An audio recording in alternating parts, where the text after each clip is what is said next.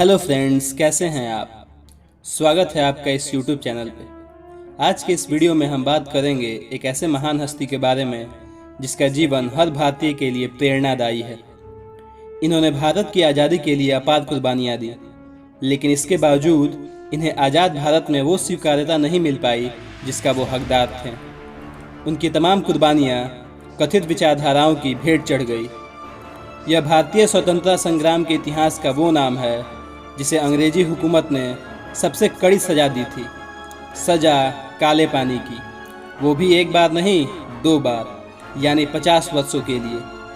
पूरे इतिहास में इतनी लंबी सज़ा किसी भी स्वतंत्रता सेनानी या क्रांतिकारी को नहीं दी गई। दोस्तों, आज हम बात कर रहे हैं स्वतंत्र वीर विनायक दामोदर सावरकर के बारे में, जिन्हें वीर सावरकर के नाम से भी जाना जाता है।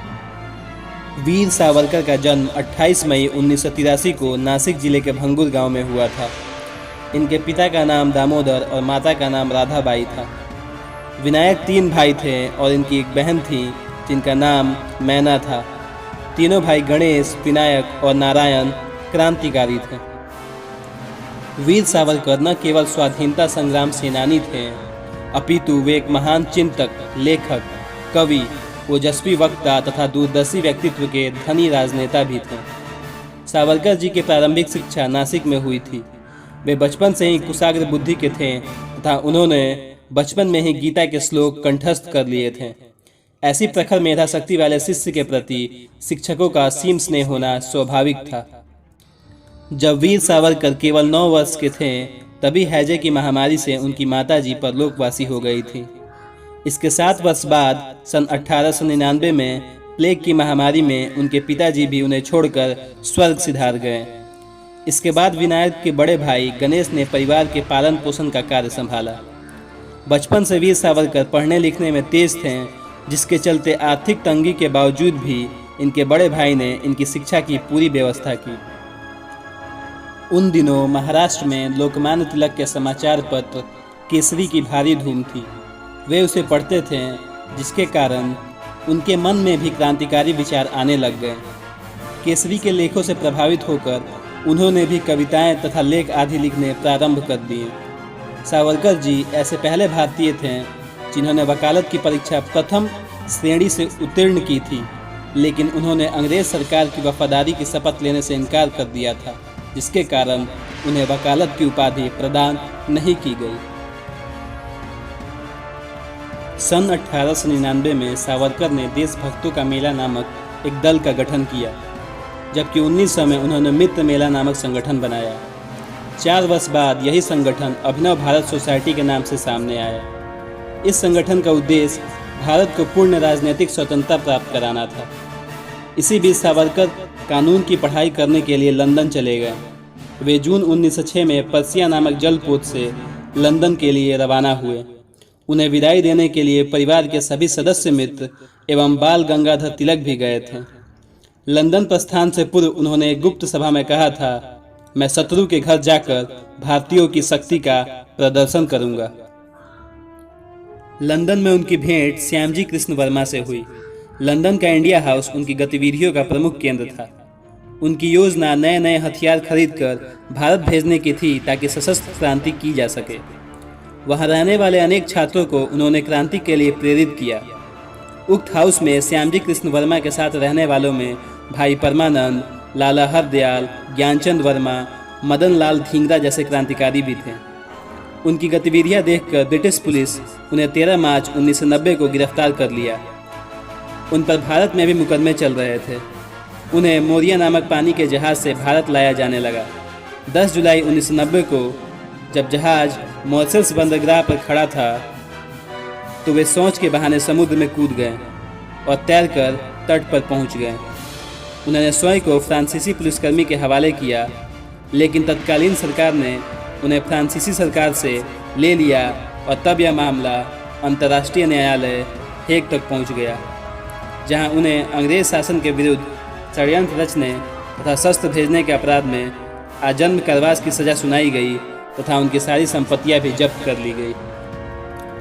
सावरकर को अंग्रेज न्यायाधीश ने एक अन्य मामले में 30 जनवरी को पुनः आजन्म कारावास की सजा सुनाई। इस प्रकार सावरकर को 2 आजन्म कारावासों का दंड दे दिया गया।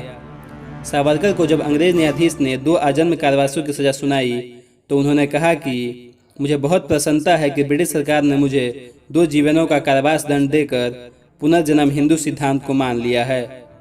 सावरकर ने ब्रिटिश अभिलेखागारों का अध्ययन करके 1857 का स्वाधीनता संग्राम नामक महत्वपूर्ण ग्रंथ लिखा। फिर इसे गुप्त रूप से छपने के लिए भारत भेज दिया। ब्रिटिश शासन इस ग्रंथ के लेखन एवं प्रकाशन की सूचना मात्र से ही कांप उठी। अंग्रेज वीर सावरकर से इतने भयभीत हो गए थे कि उन्होंने इनके पुस्तक को प्रकाशित होने से पहले ही बैन कर दिया। अंग्रेज ये समझ नहीं पा रहे थे कि वीर सावरकर को इतनी सटीक जानकारी कहाँ से मिली थी, लेकिन भगत सिंह के अथक प्रयासों से इसे छापा गया, जो हर देशभक्त के घर में यह पुस्तक छापे के दौरान जरूर मिलती थी।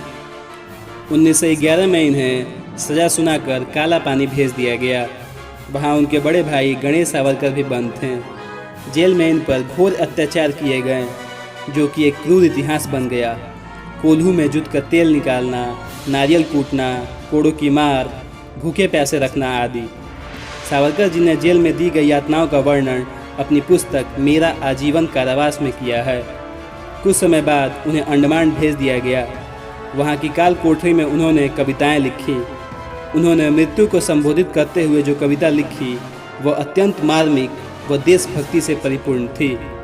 जेल में 10 साल गुजारते हुए भी वे प्रतिदिन कोल्हू चलाते और अपनी लेखनी को धार देते हुए जेल की दीवारों पर 6000 से अधिक कविताएं लिखी तथा उन्हें मुजवानी याद भी कर लिया। इस प्रकार याद की हुई पंक्तियों को उन्होंने जेल से छूटने के बाद पुनः लिखा। 1921 में उन्हें अंडमान से रत्नागिरी जेल भेज दिया गया। 1937 में वहां से भी मुक्त कर दिए गए, परंतु वे सुभाष चंद्र बोस के साथ मिलकर योजना में लगे रहे। 1947 में उन्हें स्वतंत्रता के बाद गांधी जी की हत्या के मुकदमे में झूठा फंसाया गया, लेकिन वे निर्दोष सिद्ध हुए। ऐसे वीर क्रांतिकारी सावरकर का स्वास्थ्य तेजी से बिगड़ने लगा और 26 जनवरी 1966 को उन्होंने आज़ाद भारत में अपने देह का त्याग किया। वीर सावरकर की मृत्यु के पश्चात पहली बार 2003 में संसद में इनकी मूर्ति का अनावरण हुआ, जिसके विरोध में विपक्षी पार्टियों ने खूब जमकर हंगामा भी किया था। यहाँ तक कि इनकी मूर्ति को लगने से रोकने के लिए राष्ट्रपति तक को ज्ञापन भेजा गया था, लेकिन तत्कालीन राष्ट्रपति अब्दुल कलाम ने इस सुझाव को नकारते हुए खुद अपने कर कमलों से वीर सावरकर की मूर्ति का अनावरण किया था। भले ही आज वीर सावरकर लोगों के बीच में नहीं है, लेकिन उनकी प्रखर राष्ट्रवादी सोच हमेशा लोगों के दिलों में जिंदा रहेगी। दोस्तों, यदि आपको जानकारी पसंद आई हो और ऐसी ही वीडियो में आपकी रुचि हो तो इस वीडियो को लाइक और चैनल को सब्सक्राइब जरूर करें। धन्यवाद।